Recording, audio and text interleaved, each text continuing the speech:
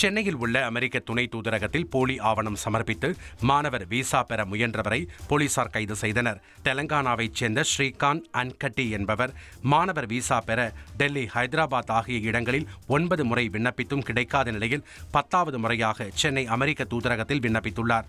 அவருடைய ஆவணங்கள் போலியானவை என்று கண்டறியப்பட்டதை அடுத்து அமெரிக்க துணை தூதரக அதிகாரிகள் அளித்த புகாரின் பேரில் ஸ்ரீகாந்த் அங்கட்டியை போலீசார் கைது செய்தனர்.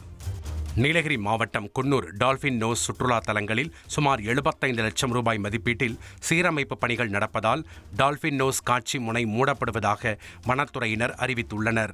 டால்பின் நோஸ் பகுதியில் கழிப்பறை, அலங்கார விளக்குகள், நடைபாதை வசதி, சுற்றுலா பயணிகளை மகிழ்விக்கும் வகையில் பொழுதுபோக்கு உபகரணங்கள் உட்பட பல்வேறு வகையில் சீரமைப்பு பணிகள் மேற்கொள்ள திட்டமிடப்பட்டுள்ளது.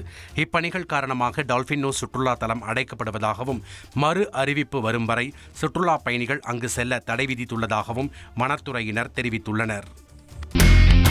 இனி செல்லும் இடமெல்லாம் செய்தி.